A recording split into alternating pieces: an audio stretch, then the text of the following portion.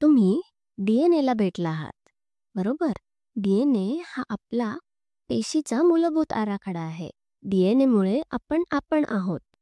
प्रत्येक सजीवाला कसं बनवायचं म्हणजे सजीव कसा बनेल आणि तो कसा कार्यरत असेल याची सगळी माहिती या डीएनएमध्ये असते. आणि ही माहिती न्यूक्लियोटाइड्सच्या क्रमाच्या स्वरूपात असते. पण डीएनए खूप मौल्यवान असल्याने तो केंद्रकामध्ये बंद असतो. म्हणून मग इथे mRNA किंवा मेसेंजर आरएनए कामास येतो. हा आरएनए संदेशवाहक आरएनए असतो.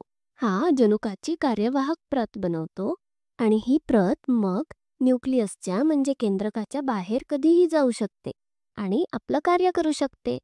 आणि डीएनए मात्र केंद्रकामध्ये सुरक्षित जसा आहे तसा राहू शकतो. तर आता या mRNAकडे पेशीद्रव्यामध्ये गेल्यानंतर प्रथिने कशी तयार करायची याबद्दलच्या सगळ्या सूचना असतात. आता डीएनए प्रमाणेच mRNA सुद्धा न्यूक्लियोटाइड्स वापरून ही माहिती वाहून नेतो आणि तो 4 न्यूक्लियोटाइड्सपासून बनलेला असतो. ॲडेनिन, युरॅसिल, ग्वानिन आणि सायटोसिन. पण दुसरीकडे प्रथिने म्हणजे प्रोटीन्स हे पूर्णपणे वेगळ्या रेणूंनी बनलेले असतात. प्रोटीन्स हे अमायनो ॲसिड्सनी बनलेले असतात किंवा अमायनो आम्ल यांचे बनलेले असतात. म्हणजेच काय तर mRNAची भाषा आणि प्रोटीनची भाषा अगदी वेगळी असते. या दोन्हींकडे जी माहिती असेल ती वेगवेगळ्या भाषांमध्ये लिहिलेली असते. मग mRNA हा प्रथिनाचा रेणू कसा बनवतो? मग इथेच भाषांतरण कामी येतं. तर आता भाषांतरण कसं कार्य करतं हे समजून घेऊया. पहा, तुम्ही इथे जो mRNA बघताय आणि त्यावर जे न्यूक्लियोटाइड्स पाहता आहे ते 3च्या गटांमध्ये लिहिलेले आहेत.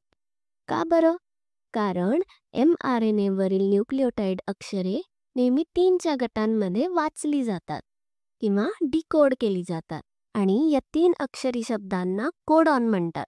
आणि काही अपवाद वगळता प्रत्येक कोडॉन संभाव्य अमिनो ॲसिड दर्शवतो. जसं की GUA या कोडॉनकडे व्हॅलिन नावाचा अमिनो आम्ल कसं बनवायचं याची माहिती असते. तसंच UCC कडे सेरीन नावाचा अमिनो आम्ल कसं बनवायचं याची माहिती असते. आणि असंच प्रत्येक कोडॉनकडे एक वेगळी अमिनो ॲसिड बनवण्याची माहिती असते. असे 64 संभाव्य कोडॉन्स आहे किंवा त्यांची संयोजने आहे ज्यामुळे एक सोपा अनुवांशिक शब्दकोश म्हणजे जेनेटिक डिक्शनरी तयार होते. आणि आता यांपैकी जे अपवाद मी म्हटले होते ना त्यांना स्टॉप कोडॉन म्हणतात. स्टॉप म्हणजे थांबणे. हे पूर्णविरामासारखे असतात आणि हे अनुवांशिक क्रम म्हणजे जेनेटिक सिक्वेन्स कधी संपतोय हे सांगतात. आता हे न्यूक्लियोटाइड कोडॉन समजून घेणारे आणि त्यांचे अमिनो आम्लामध्ये भाषांतरण करणारे पेशीय यंत्र त्याला रायबोझोम म्हणतात. हे रायबोझोम्स अमिनो ॲसिड्सपासून पेप्टाइड तयार करण्यासाठी अमिनो ॲसिड्स एकत्र करतात. रायबोझोम स्वतःच प्रथिने आणि रायबोझोमल आरएनए म्हणजे rRNA या नावाच्या विशेष आरएनएने बनलेले असतात. आता जर आपण व्यवस्थित पाहिलं तर आपल्याला दिसेल की रायबोझोमचे 2 भाग असतात किंवा 2 एकके असतात. या दोन्ही एककांना आपण उपएकके किंवा सब युनिट्स असं म्हणू. जेव्हा रायबोझोम्स सक्रियपणे भाषांतरण करत नसतात तेव्हा ही दोन्ही उपएकके बराच वेळ असे वेगळे राहतात. पण भाषांतरणामध्ये दोन्ही उपके मात्र एकत्र काम करतात. तर मग आता भाषांतरणाची प्रक्रिया नेमकी कशी होते ते बघूया. सगळ्यात पहिले रायबोझोमचं लहान उपएकक किंवा जे छोटं सब युनिट आहे ते mRNAच्या धाग्याच्या सुरुवातीला जोडलं जातं. सामान्यतः प्रत्येक mRNAच्या सुरुवातीला सारखीच 3 अक्षरे असतात.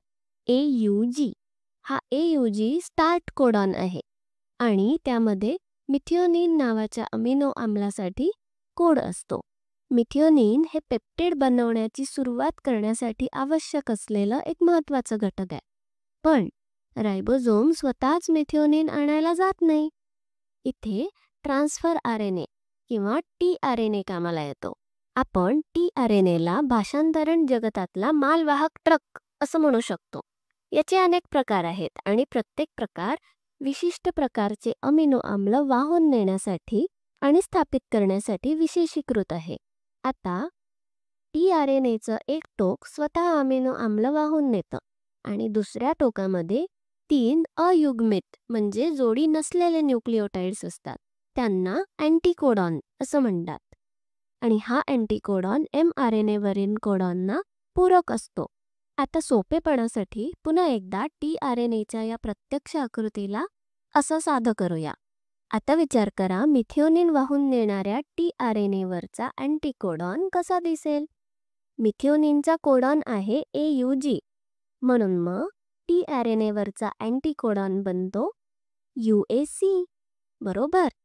आता टी-आर-एन-ए मिथिओनिनला घेऊन आलं की mRNA-वर योग्य ठिकाणी बसतं आणि मग पूरक न्यूक्लिओटाइड्स एखाद्या कोड्याप्रमाणे एकत्र येतात आणि तेव्हा रायबोझोमचं मोठं उपएकक जे होतं ते सक्रिय होतं आणि मग प्रथिने तयार करण्यास मदत करतं. मग हे झालं की वेगळा टी-आर-एन-ए नवीन अमायनो आम्लाला घेऊन येतो आणि मग हा रायबोझोम mRNA-वर एक एक कोडॉन असा पुढे सरकत जातो. प्रत्येक पुढच्या कोडॉनसाठी एक नवीन टी-आर-एन-ए येतो आणि रायबोझोम त्या सगळ्या अमिनो आम्लांना पेप्टाइड बंधाने एकमेकांशी जोडत जातं आणि असं होता होता अमायनो ॲसिड्सची एक साखळी बनते. शेवटी रायबोझोम एका स्टॉप कोडॉनला भेटतो आणि या कोडॉनशी कोणताही टी-आर-एन-ए जुळत नसल्यामुळे त्या रायबोझोमला कळते की आता ही साखळी पूर्ण झाली आहे. ते पेप्टाइड साखळीला सोडून देतं आणि 2 उपएककांमध्ये पुन्हा विभागलं जातं. या ठिकाणी भाषांतरण पूर्ण झालंय. अरे पण आता अजूनही प्रथिने बनली नाहीत ना. हे तर फक्त एक पेप्टाइड बनलं आहे. पेप्टाइड म्हणजे अमिनो आम्लांची एक छोटी साखळी. तर मग काय होतं? अशा खूप साऱ्या साखळ्या, पेप्टाइड्सच्या साखळ्या एकत्र येऊन मग प्रथिने तयार होतात आणि मग ही प्रथिने मोठी कामं करू शकतात, जसं की स्नायू बळकट करणे किंवा अन्नाचं पचन करणे, जंतूंशी लढणे वगैरे वगैरे. तर अशा प्रकारे भाषांतरणाची ही कथा आपण इथे संपवू आणि एकदा झटपट सारांश बघू. आपण पाहिलं की mRNA-वर कोडॉन्स असतात आणि प्रत्येक कोडॉन एक अमिनो आम्लासाठीची माहिती साठवतो. टी-आर-एन-ए अँटीकोडॉनशी कोडॉन जुळवून योग्य अमिनो आम्ल आणतं. रायबोझोम mRNA-च्या एका टोकाकडून दुसऱ्या टोकाकडे सरकत जातो आणि टी-आर-एन-एच्या मदतीने mRNA-वरील माहिती समजून घेतो. मग टी-आर-एन-एने आणलेल्या अमिनो आम्लांना एकमेकांशी जोडतो. भाषांतरणाच्या शेवटी अमिनो आम्लांची पेप्टाइड बंधाने साखळी तयार होते. पेप्टाइड्स हे इतर पेप्टाइड्ससोबत एकत्र येऊन मग दुमडून प्रथिने बनवतात. ठीक आहे. तर या व्हिडिओसाठी इतकंच. धन्यवाद.